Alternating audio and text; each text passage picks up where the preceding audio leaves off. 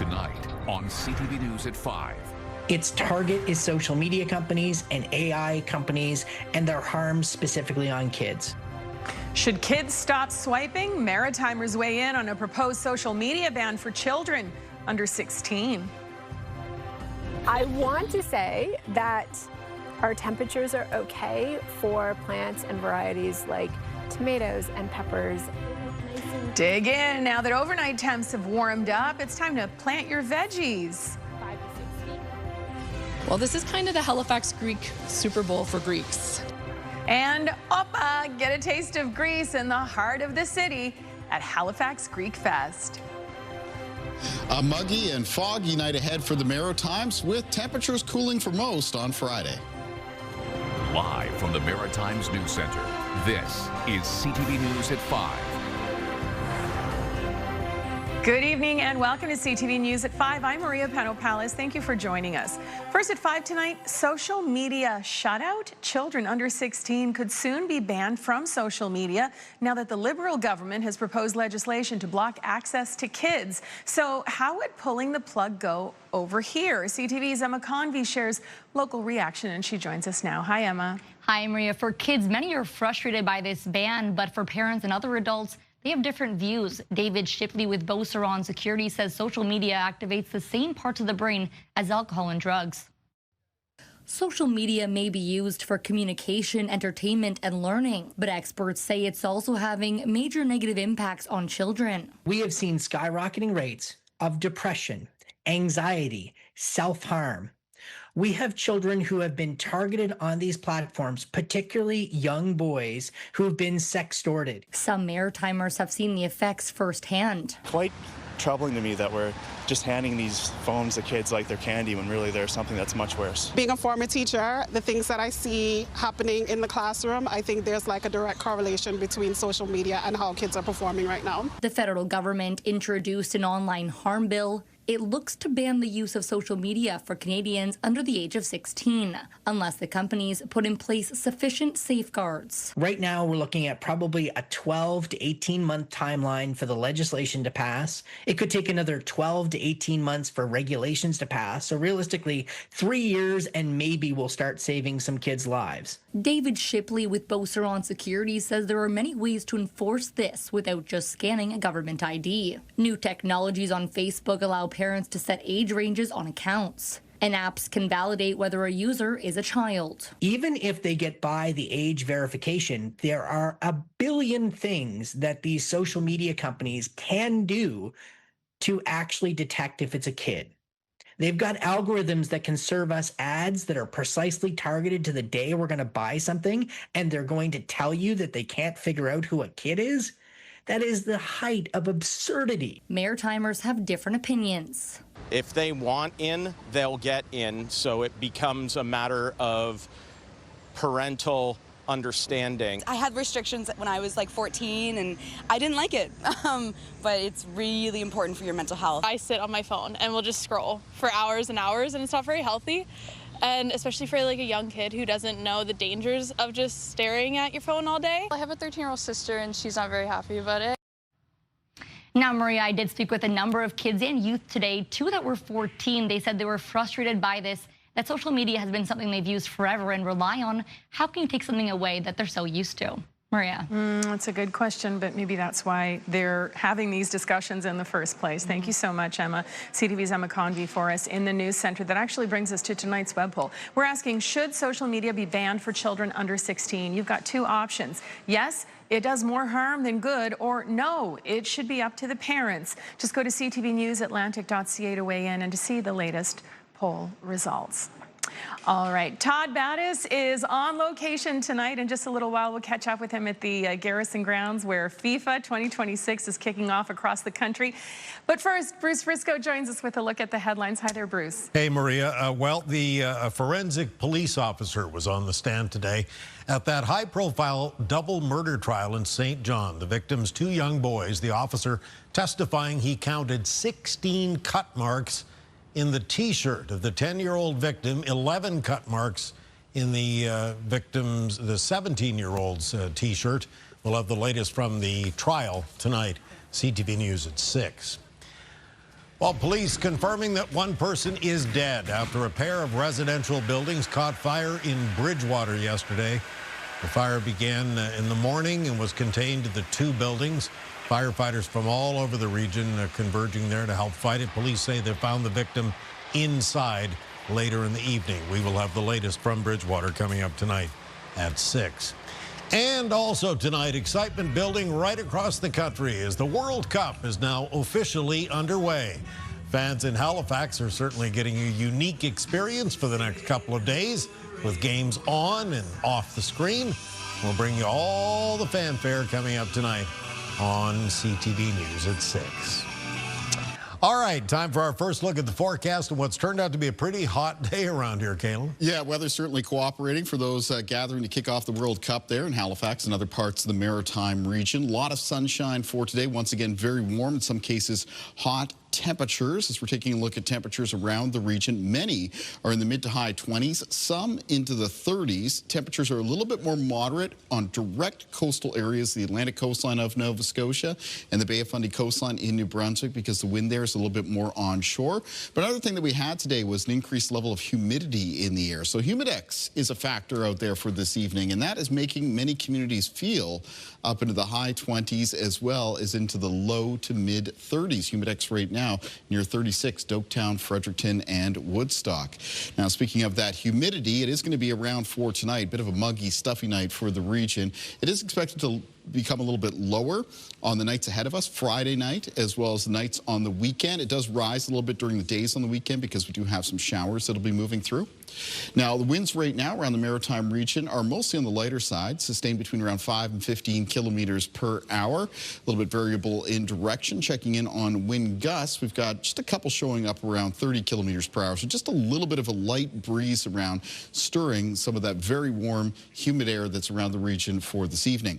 Now, as the wind remains a little bit more onshore around the Atlantic coastline of Nova Scotia and the Bay of Fundy coastline in New Brunswick, do expect those areas to turn quite foggy as we move through tonight. There'll be some fog for other parts of the region tonight as well, and I'll get to those details a little bit later on. Maria. Thank you very much, Kalen. So FIFA World Cup 2026 kicks off today in North America. And over the next couple of days, cities across the country are hosting a soccer celebration, including in Halifax. CTV's Todd Battis is at the Garrison Grounds, where the fabulous fan experience is underway. Hi there, Todd. And Maria, we're going to start with a nod to Kalen. This has turned out to be just a perfect afternoon for this first day of the FIFA Fan Fest at the Garrison Grounds here in downtown Halifax. A bit of a breeze, which is nice. Couple thousand people behind me would certainly agree. Perfect to be here for this first game, which is well underway now. Halftime just finishing between Mexico, host Mexico. They're up 1-0 over South Africa. This is an event that will be here for a couple of days. It'll also be showing up at a couple other maritime cities that we'll tell you about at 6 o'clock. A lot to do here.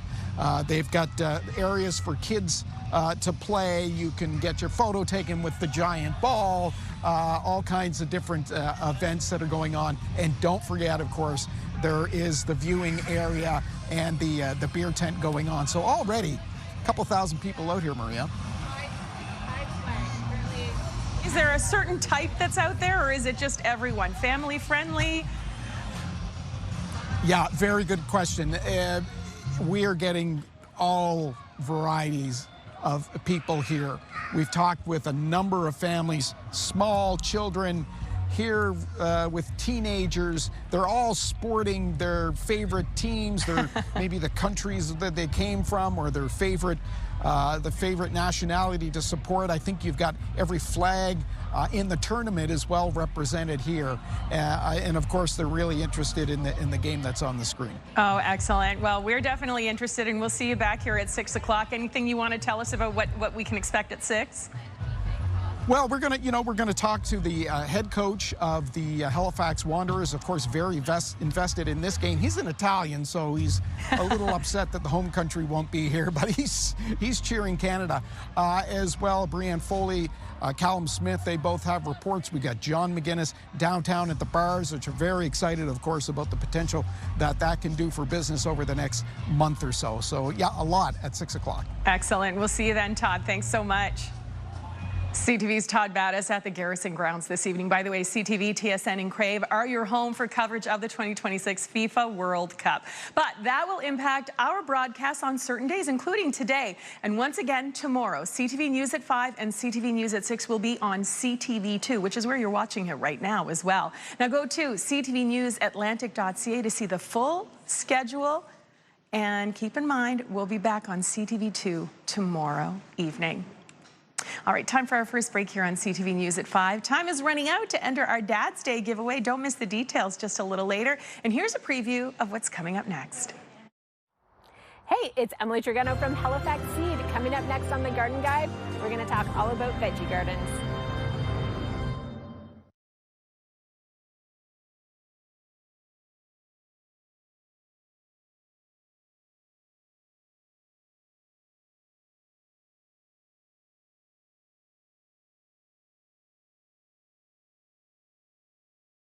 The Garden Guide is brought to you by Halifax Seed, growing for 160 years. Welcome back to CTV News at 5. Emily Trigano from Halifax Seed joins us once again. We are in the beautiful outdoors, and it's time to plant some veggies today. I certainly hope so. Yeah. I want to say that our temperatures are okay for plants and varieties like tomatoes and peppers and even basil, some of those nightshade plants, you know, eggplant. I think we're in the clear. That being said, we live in the Maritimes. Always check the in. temperatures. Yeah. Check with Kayla, see what he's saying. So this is my planting weekend. I think we're through the frost. At that point, anything can go in the ground. So when it comes to deciding what you're going to plant and where, you always want to check on a few factors. Okay. So what sort of sunlight do you have? Are you going to have full sun? Is it going to be really hot? If that's the case, then tomatoes, peppers, watermelon, they're really going to thrive in that area. Is it a little bit more shady and cool? Well, you may want to look at some greens instead. Okay. The other piece you really want to take note of is how much space do you have? Are you growing up? Can you grow out? So I love to have zucchini in the garden, love to be able to pick it fresh for cooking, baking, all of the things, but it takes up a pretty significant size and space in my garden. So keep that in mind. So always want to keep in mind, how big is this plant going to get? So right now, these are some zucchini plants. They look nice and cute and little and small. I'm going to need at least 5 to 6 feet for this to run out. Wow. Okay. So you just want to do a little bit of research on the varieties. This weekend, I'm planting bush beans, which are great. They're a little bit more compact. If you don't have as much space, you can run pole beans right up on a pole. So that's absolutely going to save you some space. I'm going to plant carrots, watermelon, my squashes, and then I cannot have a garden without my tomatoes. Oh, yeah. And tomatoes are not all the same. They're not. Yeah. So there's great tomatoes. So this variety right here, this is a yellow canary cherry. That is a dwarf small plant, really great to put in a container. Okay. The variety right in front of it is sun sugar. It is so delicious. If you have the space to grow an indeterminate tomato, so an indeterminate tomato means it's going to grow really high. You're going to need a stake or a trellis or something like that. Absolutely. Yeah? It's going to need support. Planting a tomato, I have a trick. Okay. And I think this is a trick that everyone should know. So tomatoes are really cool in that any part of the stem that is going to be under the soil line is going to shoot off roots. Oh, so put them deep. Plant them as deep as you can. So this tomato here, it's not super leggy and it doesn't have a super long stem, but I'm still going to plant it as deep as it can go. This is Fantastico. Fantastico is a beautiful, like, grape-shaped tomato. Oh, wow, you're really putting them down there. Oh, yeah. Okay. The deeper you go, the more tomatoes you get? Absolutely. Okay. I'm also going to put some Mikey. This is also known as mycorrhiza. It's a really cool product that helps the root systems absorb more nutrients for stronger, healthier plants. And more delicious plants too, I'm sure. Absolutely. Yeah. Thank you, Emily. You're welcome. We'll see you next week. See you then. Well, Emily's certainly right. We are at the time of the year where the risk of frost is very low in the Maritime region. Most areas 10% chance or lower of a frost occurring past this date. Let's take a look at the beautiful Stewiacke River on what was a very warm, hot, muggy day in the Maritime region. Temperatures are coming down for areas tomorrow, and more on that after the break. CTV and Maritime Steel Dealers want to help you celebrate the father figure in your life with the Dad's Day giveaway. The amazing prize package includes a steel battery-powered lawnmower, trimmer, leaf blower, chainsaw, and hedge trimmer. To enter, go to ctvatlantic.ca or click on the QR code on your screen right now. We'll announce the winner on Friday, June 19th. Kaylin Mitchell joins us now with a look at how things are shaping up out there. Kaylin, beautiful day today. Yeah. Actually, for some of us, it might have been a little too hot. Not me, but some.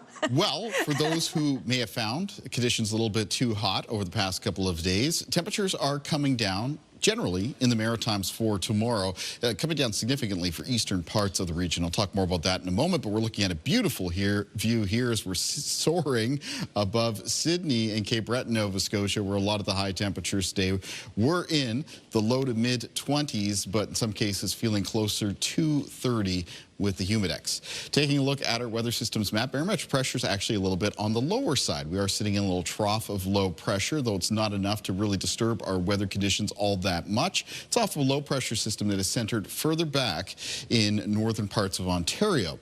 Now, the weather system that we're going to be watching to cooler temperatures a little bit, believe it or not, is this area of high pressure that's far to the north of us.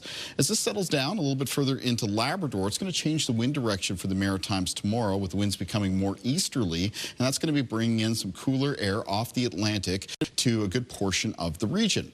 So as we take a look at things on radar right now, not much showing up. There is still a low chance of a little pop-up shower, potentially small thunderstorm in the northwest of New Brunswick over the next couple of hours. Aside from that, as we make our way through tonight, as we head into the overnight, there's going to be some cloud developing and some fog. Now, the fog will be thickest and most widespread around the Bay of Fundy coastline in New Brunswick and parts of the Atlantic coastline of Nova Scotia. So taking a look at visibility conditions as we head into the start of the day for Friday, they are expected to be lower, especially for those coastal areas where that fog is present. Now, as we move from the morning into the afternoon, the fog is going to be dissipating or retreating to parts of the coast, and visibility, of course, will improve as that happens. As for the remainder of Friday around the Maritimes, so we have that cloudy, foggy start, and we have that easterly wind developing. Now, as that east wind kicks in around the Maritimes, it may kick off some showers. The highest chance of showers will be in the province of New Brunswick, especially northern areas of New Brunswick, and in the northwest. Once again, any showers that do pop up on Friday are accompanied by a low risk of a thunderstorm, but there will also be a low chance of some showers around Prince Edward Island and northern eastern areas of Nova Scotia for tomorrow, mostly a 30 or 40% chance. Now, here's a look at the winds as we make our way through tonight and into Friday, and as we make our way into and through Friday morning, there's a change in the wind direction. Winds becoming easterly across a good portion of the Maritimes. They'll be sustained 10 to 20 kilometers per hour, and they'll have some gusts between 20 and 40. Now, low temperatures in the forecast for tonight for the region, well, they're mostly down around the low to mid-teens, but there is a high level of humidity, so it's going to be feeling like a bit of a muggy, stuffy night. That higher level of humidity as well is giving us a better chance of seeing some fog develop across the region. And then here's the forecast for Friday, and note those eastern parts of the Maritimes, around parts of the east of New Brunswick, Prince Edward Island, and some parts of the east of Nova Scotia, including areas of Cape Breton around the eastern shore. Temperatures really cooling off compared to the last couple of days. Where could some of the heat still hold on in the Maritimes on Friday? Some of the western parts of New Brunswick, especially closer to the border of New Brunswick and Maine, and some interior areas in the west of Nova Scotia, like, for example, around the Annapolis Valley and in around Ketchum-Kuchik Park. All right, let's take a look at our weather watcher for tonight. And tonight's weather watcher is coming in from 7-year-old Victoria from Brookhouse Elementary, and Victoria has sent us a drawing of a beautiful rainbow. Thank you, Victoria. Great job. Let's go over to Maria. Thank you very much, Kaylin. Time for our final break here on CTV News at 5. When we come back, though, it's all Greek to me. I'm Vanessa Wright in Halifax, where preparations are underway for the city's biggest Greek festival. Those details are coming up next on CTV News at 5. From iconic Greek dishes to cultural performances, Halifax Greek Fest kicked off today, back for its 39th year. As CTV's Vanessa Wright shows us, hundreds of volunteers come together for the massive event. Some call it Halifax's Greek Super Bowl. To put together an event of this magnitude takes a lot of effort, from donations to behind-the-scenes food prep and to administrative staff, managerial staff. It all needs to come together to put together an event of this magnitude. Halifax Greek Fest has been going strong for nearly 4 decades. The event saw up to 20,000 people in attendance in previous years.